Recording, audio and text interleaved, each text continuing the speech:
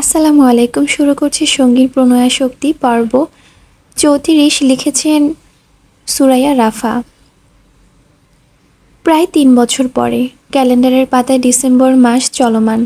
পৃথিবীর সর্বত্র এখন শীত বুড়ির রাজত্ব।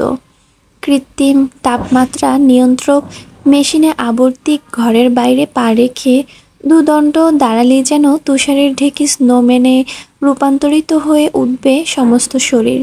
ঠিক এতটাই ঠান্ডা পড়েছে চারিদিকে। ক্যালিফোর্নিয়াতে সাধারণত তুষারপাত হয় না খুব একটা, কিন্তু এবছর বিভিন্ন জায়গায় স্নোফলের খবর পাওয়া যাচ্ছে। ক্যালিফোর্নিয়ার যে স্টেটগুলোতে এবছর স্নোফল হয়েছে, কৃতিকের শহরতলিও তার অন্তর্ভুক্ত এরিয়া। পুরো শীতের অনেকটা সময় ধরে দিনরাত তুষারপাত দেখিয়ে দেখিয়ে ওদের সময়গুলো উড়ন্ত মেঘের মতোই মসৃণতায় ভেসে গিয়েছে কোথাও। জীবনটাকে মনে হয়েছে তুষারের মতোই শুভ্র আর সহজ। হাত লাগাতেই কেমন পেঁজা তুলোর মতন গলে যায় সব। ঠিক তেমনই তুষারে ঢাকা মসৃণ দিনগুলোকে পেছনে ফেলে আজকের সকালটা শুরু হয়েছে তীক্ষ্ণ সূর্য কিরণের এক ছটাক সোনালি আলোক রশ্মির আগমনে। বাংলাদেশ থেকে রৌদ্রোজ্জ্বল ইট পাথরে ঢাকা শহরের বাধা বিপত্তি পেরিয়ে সেই উজ্জ্বল টুকরো টুকরো রোদের ছটা আছড়ে পড়ছে যত্রতত্র। বহুদিন বাদে চোখের সামনে আজ এই সূর্যলোক বড়ই আনন্দিত করল অরুকে। আলো ছায়ার সুন্দর সমীকরণ দেখতে দেখতে এক টুকরো প্রশান্তির হাসিতে প্রসারিত হলো তার দুঠোঁট। আলোগোছ চোখ দুটো বুঝে বুক ভরে বাতাস টেনে নিয়ে অস্পষ্টই বিড়বিড়ালো সে, আহ আমার দেশ।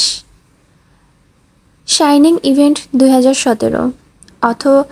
অথর অরোরা জায়ান্ট চৌধুরী। মাঝারি সাইজের হলরুমটায় স্টেজ বরাবর উপরিভাগের বোর্ডে ঝুলছে লেখাগুলো। স্টেজের সামনেই বসে আছে কিছুক্ষণ পাঠক পাঠিকা। তাদের সবার হাতে একটা করে পুরো বই। বইগুলোর কভার পেজ দেখে মনে হচ্ছে কোনো থ্রিলার রোমান্টিক জনরার উপন্যাস হবে হয়তো।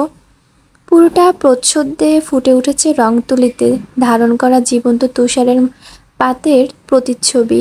তার মাঝে ভীষণ বেকুল দুজন কপোতকপতিরা গভীর চাহনি, যেন একজন আরেকজনকে দেখে ভুবন ভুলে গিয়েছে তারা। তার ঠিক উপরে রক্তরঞ্জিত বাংলা অক্ষরে লেখা, গোধূলি বেলার রোদ্দুর। এমন তুষারপাতের দৃশ্যপটের মাঝে হঠাৎ গোধূলির বেলার রোদ্দুর কথা থেকে এলো সেটা রহস্যই বই কি। পাঠক পাঠিকাদের একটা বিরাট অংশের তুমুল আকর্ষণ কেড়ে নিয়েছে এই রহস্যময় প্রেমের উপন্যাস। তাই তো এই বছরের বেস্ট সেলের শীর্ষে রয়েছে নোবেলটি। প্রথম উপন্যাসটি এত ভালো সাড়া পেয়ে পাঠক পাঠিকাদের সম্মানার্থে একটা সাইনিং ইভেন্ট না করলেই নয়। তাই তো কৃতিককে হাজার বারবার বলে কয়ে দেশে আসার জন্য রাজি করানো হয়েছে। যদিও এর পেছনে সবচেয়ে বড় অবদান তার বন্ধু মহলের। অরুর কথা হলে তো এক কান দিয়ে ঢুকিয়ে অন্য কান দিয়ে বের করে দিত সে। শাইনিং ইভেন্টে আগত সমগ্র পাঠক পাঠিকাদের অপেক্ষার অবসান ঘটিয়ে স্টেজ থেকে মাইক্রোফোন হাতে নিয়ে একজন অ্যাঙ্কর মতন মহিলা ঘোষণা দিয়ে মঞ্চে ডাকলেন অরুকে। কিন্তু আশেপাশে কোথাও তো অরু নেই।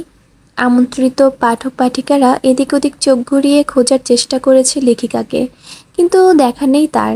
ব্যাপারটা হতাশাজনক। লেখিকা মানুষ, এইটুকুনি তো কমন সেন্স থাকা উচিত ছিল। পাবলিকেশনের অ্যাঙ্কর মেয়েটা নিজেও হুট করে ঘোষণা দিয়ে বেশ বিব্রত বোধ করছেন সবার সামনে। এমনই একটা সময় ঘোষণায় প্রায় মিনিট 5 পরে হলের মধ্যে প্রবেশ করে শাড়ি পরিহিত একজন রমণী। ছাইরঙ্গা শিফনের শাড়িটার কুচি ঠিকঠাক করতে করতেই মেয়েটা উঠে এলো মঞ্চে। হাঁটু অবধি নেমে আসা লম্বা চুলগুলো আলগোছা কানের পেছনে গুজে অ্যাঙ্করের অনুমতি সাপেক্ষে মাইক্রোফোন হাতে নিয়ে সবার উদ্দেশ্যে মেয়েটি বলে উঠল, শুভ সকাল পাঠকবৃন্দ।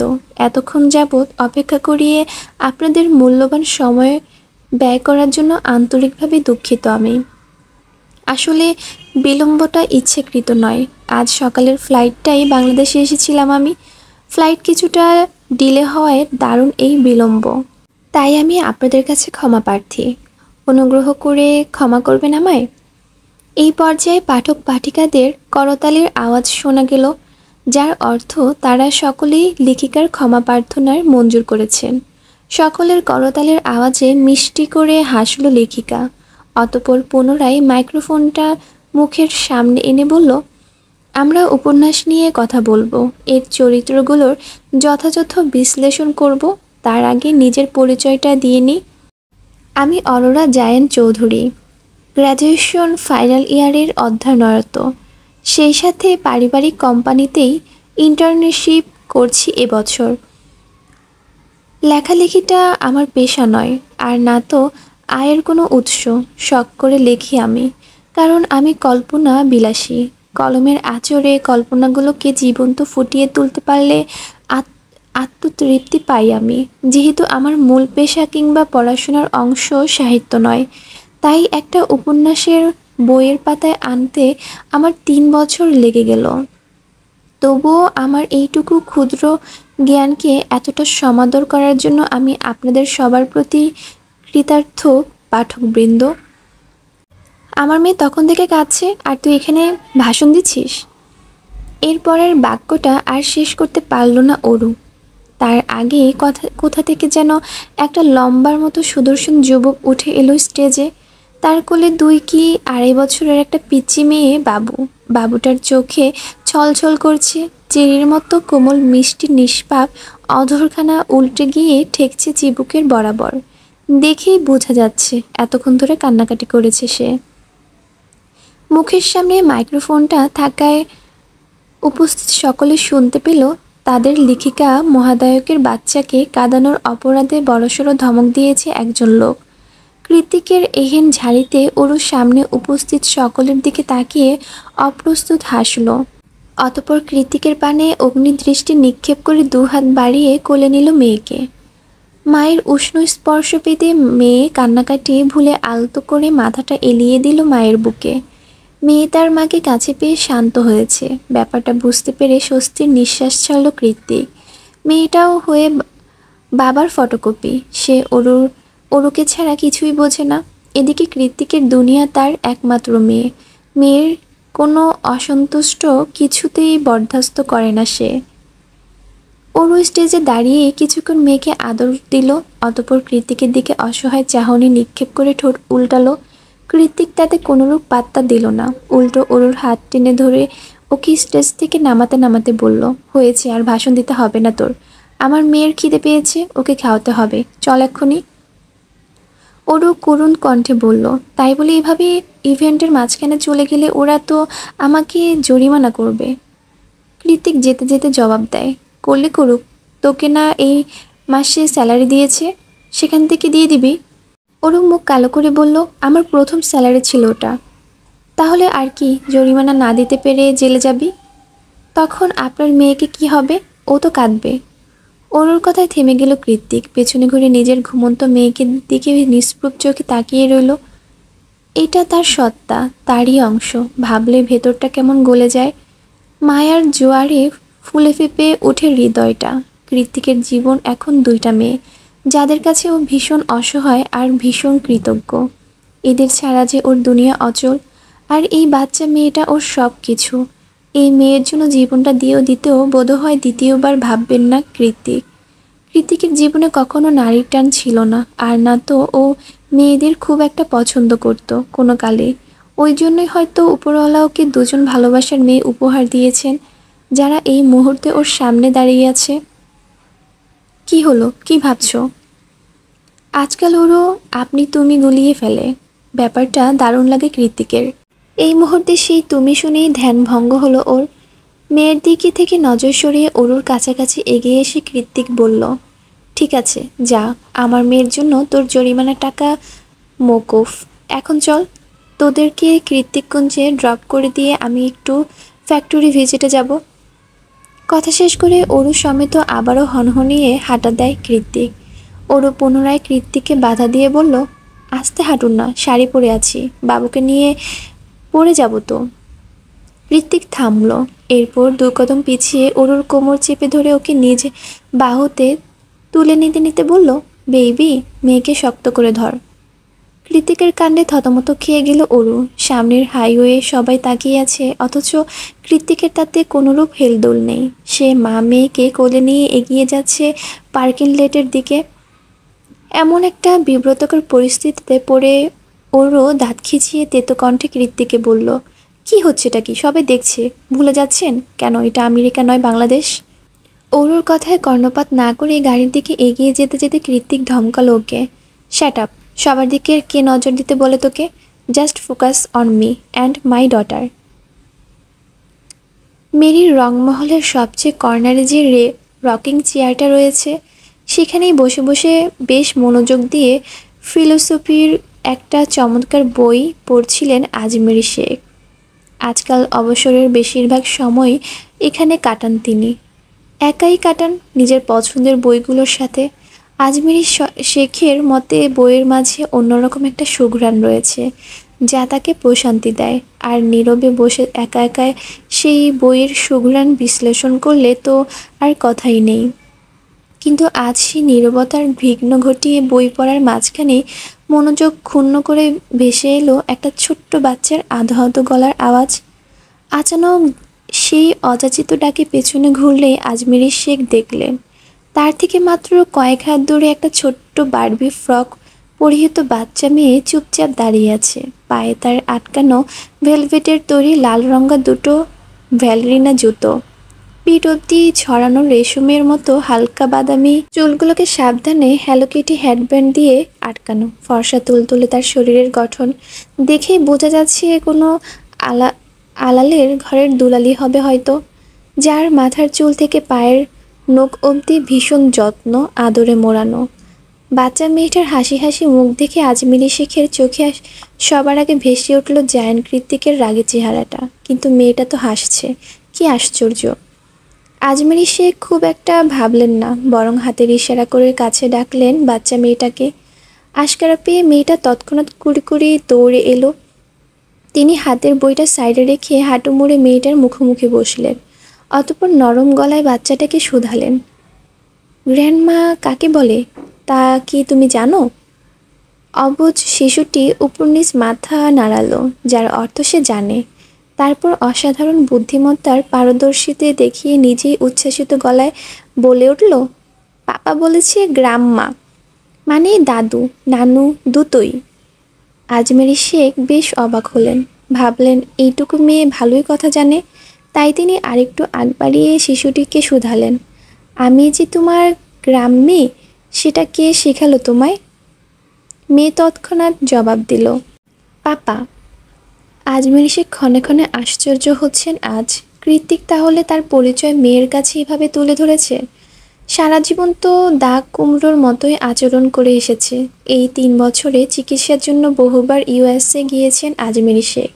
সেখানে তিনি অনুর বাসায় থাকলেও কৃতিকের বাড়ির রাস্তাও মারাননি কোনো কালে। আর না কৃতিক কখনো যেচে পড়ে নিজ বাড়িতে আমন্ত্রণ জানিয়েছে তাকে। অথচ সে কৃতিকের মতো মানুষই কিনা নিজের মেয়েকে এরকম সুশিক্ষা দিয়ে বড় করেছে। ব্যাপারটা কল্পনাতীত।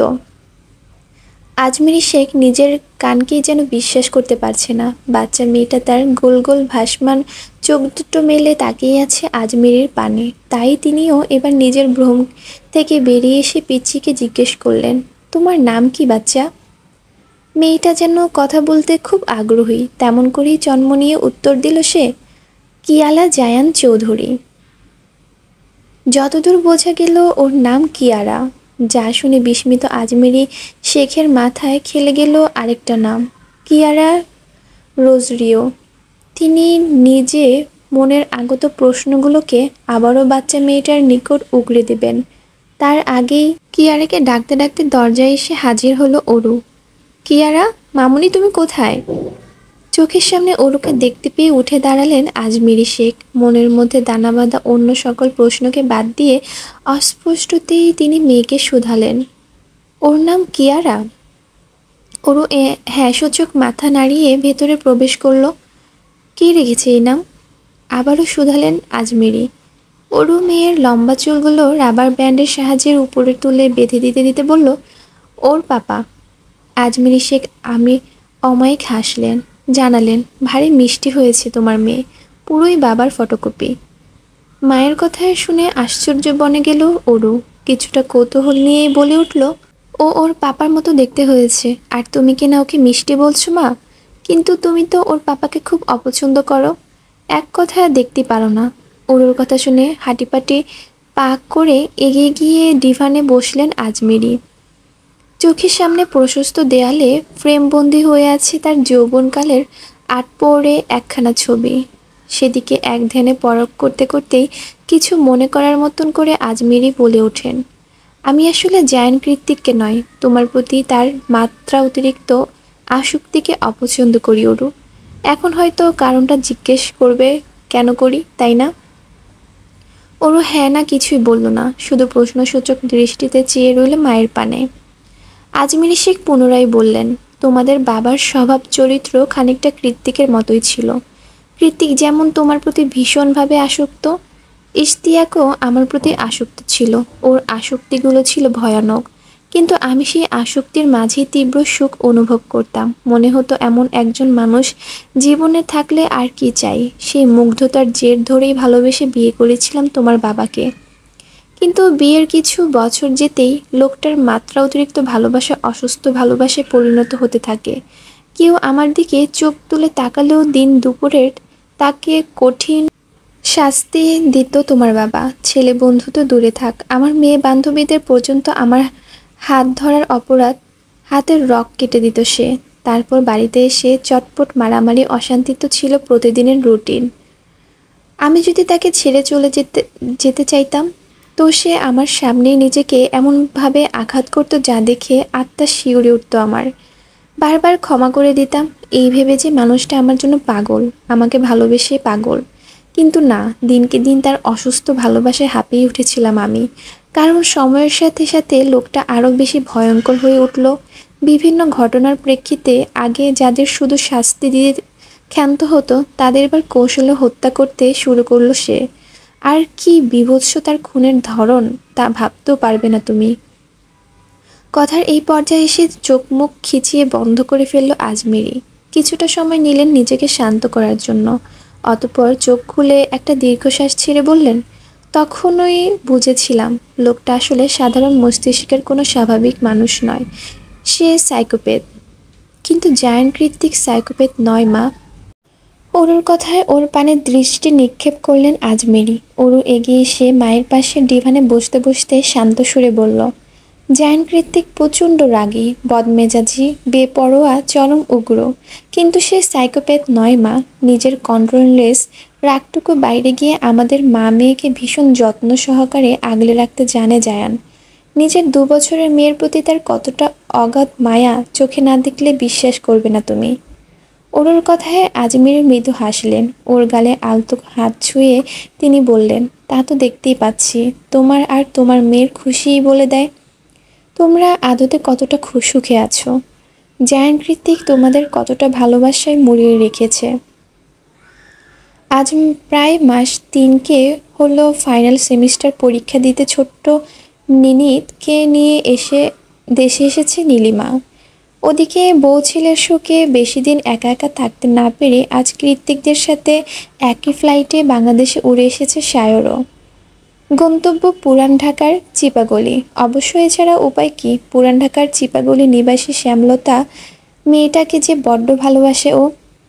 সায়র যখন নীলিমাদের দোতলা বাড়ির সামনে এসে দাঁড়ালো, তখন দেখলো মা ছেলে দুজনই অপেক্ষারত তার জন্য। ছাদের ওঠার সিঁড়িতে গালে হাত দিয়ে চুপচাপ বসে তারা। এতগুলো দিন পর বাবাকে দেখে উৎকণ্ঠায় চেঁচিয়ে উঠল ছোট্ট নিনিত।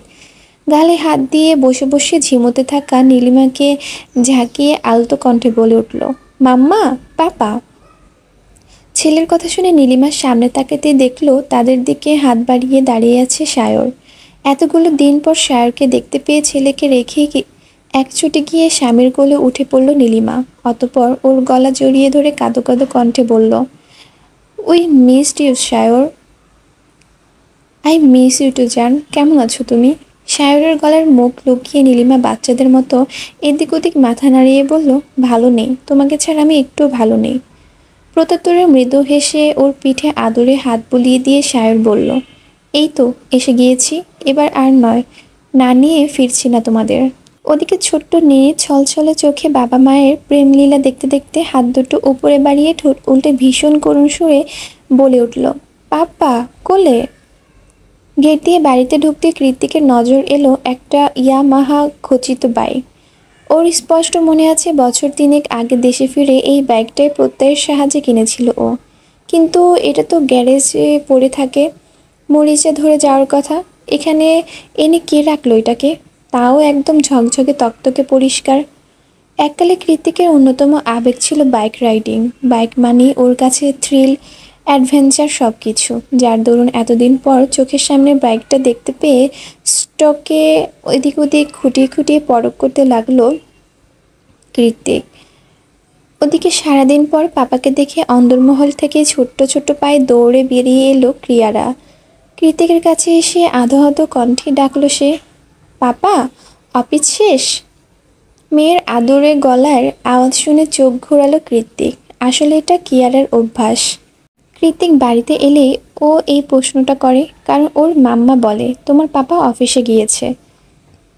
কৃত্তিক হাঁটু ভেঙে বসলো মেয়ের মুখোমুখি হয়ে, অতঃপর আলতো হাতে ওর চুলগুলো ঠিকঠাক করে দিয়ে উদ্বিগ্ন গলায় বলল, এখানে তো অনেক গরম পাপা, চুলগুলো কেন খুলে রেখেছো তুমি? তোমার মাম্মাং কোথায়? কিয়ারা বাচ্চা মানুষ, সে হাত দিয়ে পাপার শার্টের বোতাম নিয়ে খেলতে খেলতেই জবাব দিল, জানি না। মেয়ের কথার তৎক্ষণাৎ কপাল কুঁচকে গেল কৃত্তিকের। অরুর ওপর মেজাজটা চড়ে গিয়ে শক্ত হয়ে উঠেছে দুজোয়াল। কতটা কেয়ারলেস হলে এত বড় বাড়িতে বাচ্চা মেয়েটাকে একা ছেড়ে দিতে পারে মানুষ?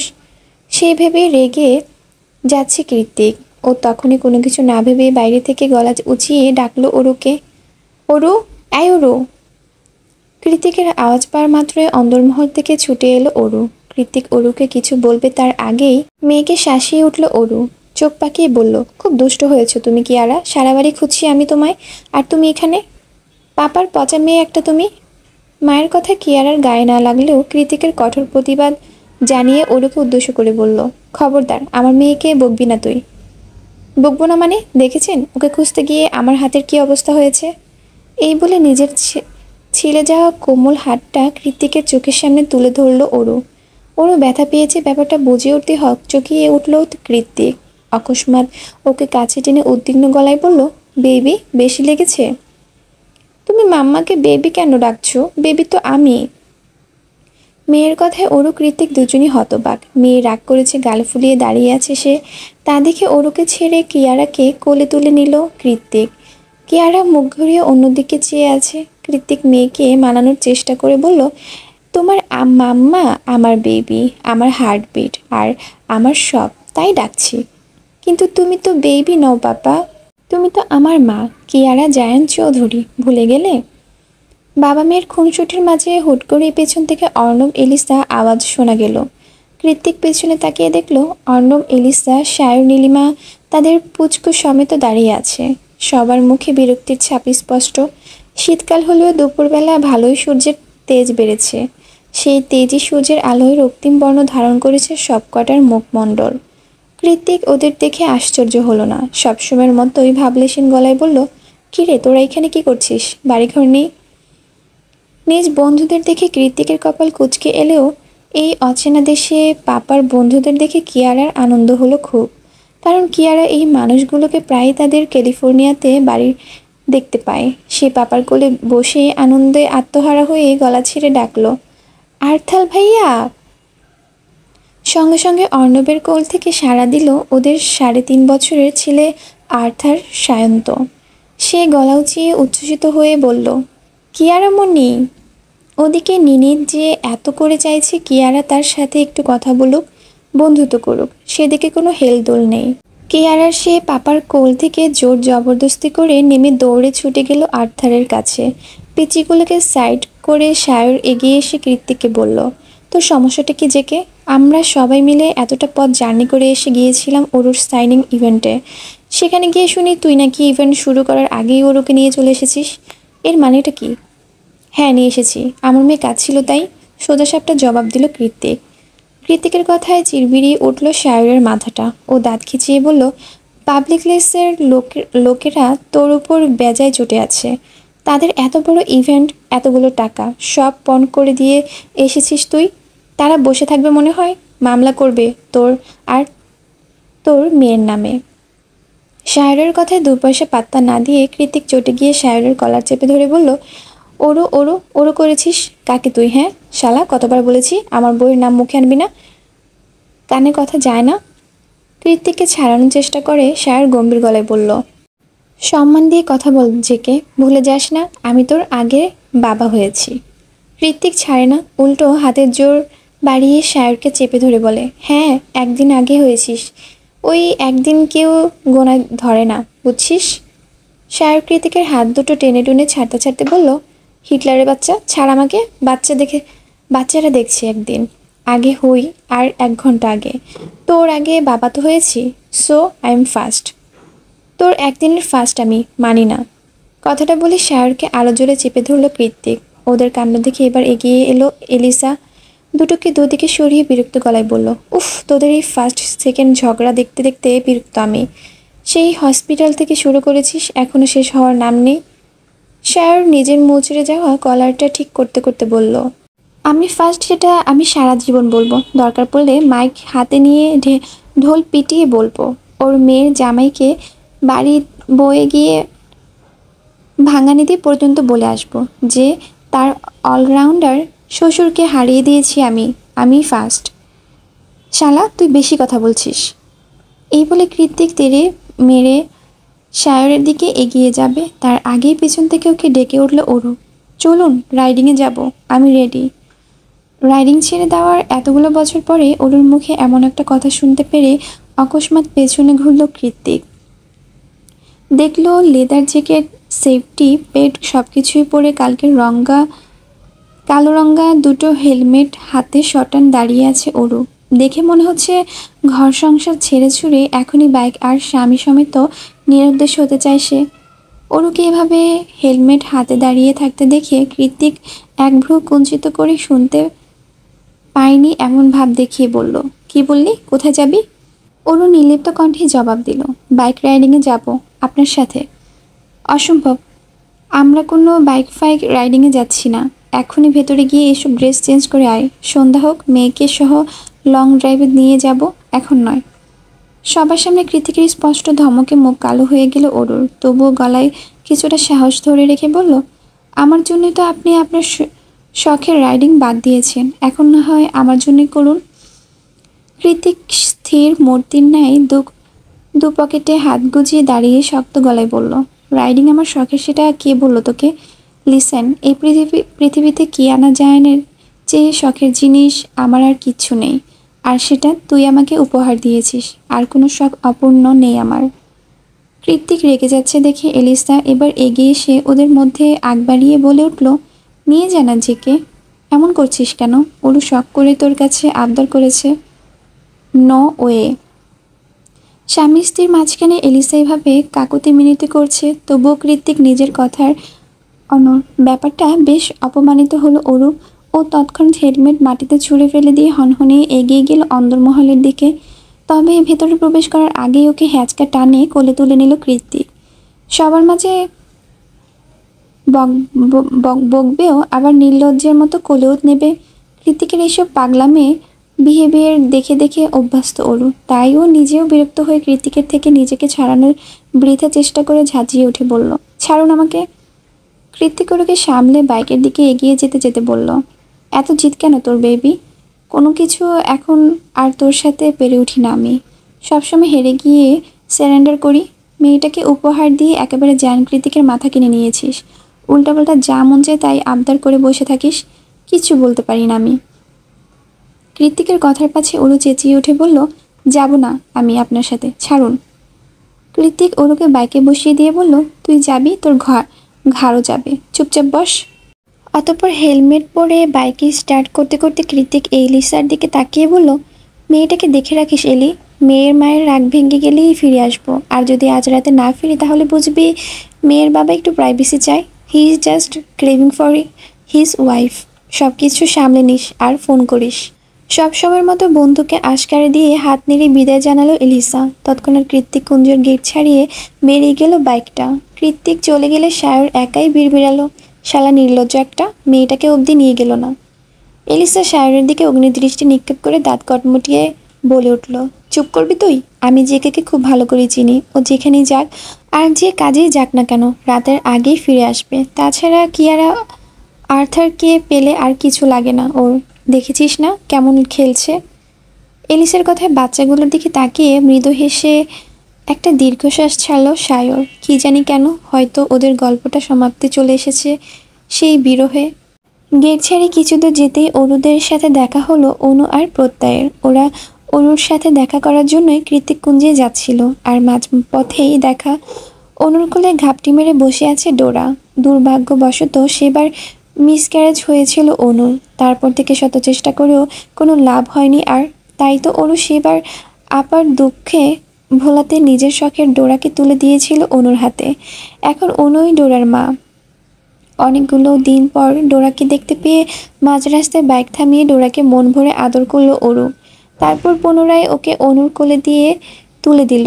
দ্রুত পায়ে বাইকের দিকে এগিয়ে যেতে যেতে বলল, এখন আসি আপা, রাতে আড্ডা হবে।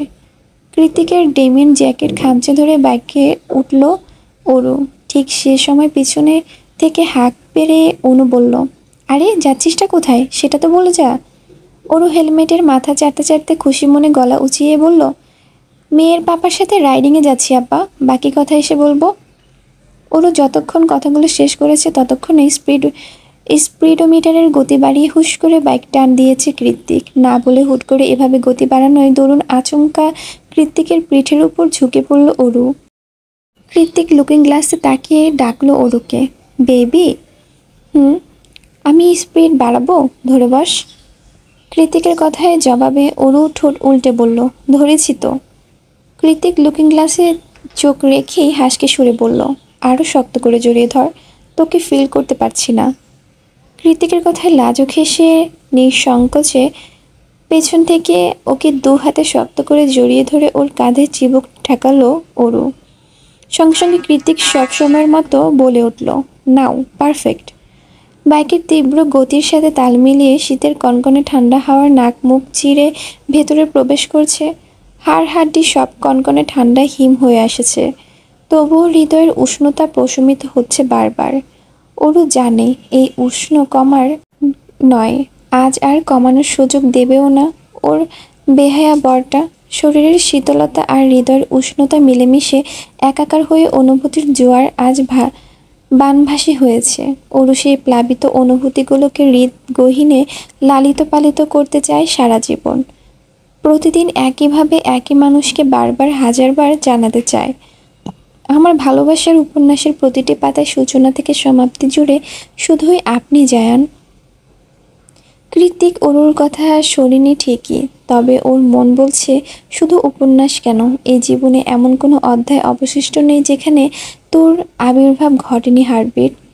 যদিও তা থাকে তবে সেই অধ্যায় ছিল নিছকই মূল্যহীন, অনুভূতিহীন আর পরিশেষে অস্তিত্বহীন। দুজনার মনগহীনের বিস্তূপ সুপ্ত অনুভূতির আদান প্রদান বোধহয় শেষ হবে না আজ আর না তো সমাপ্তি ঘটবে সঙ্গীন প্রণয়াসক্তির, শুধু পাল্টে যাবে দৃশ্যপট। ইয়ামাহা খচিত নীলচে বাইকটা মাইলের পর মাইল পেরিয়ে গিয়ে একসময় আড়াল হয়ে যাবে দৃষ্টি সকলের। পশ্চিমাকাশের সিঁদুর রঙা হয়ে ধীরে ধীরে আধারে ভিড়ে তলিয়ে যাবে সূর্যকিরণ। অস্ত্র যাবে ধরণী, তবুও মুক্ত শালিকের ন্যায় ডানা ঝাপটানো একজোড়া হৃদয়ে আজ আর পায়তারা মিলবে না নিরে ফেরার। তারা আজ পাখির মতোই অবাধে দাপিয়ে বেড়াবে পুরো শহর জুড়ে, এই যেন তাদের দৃঢ় প্রতিজ্ঞা।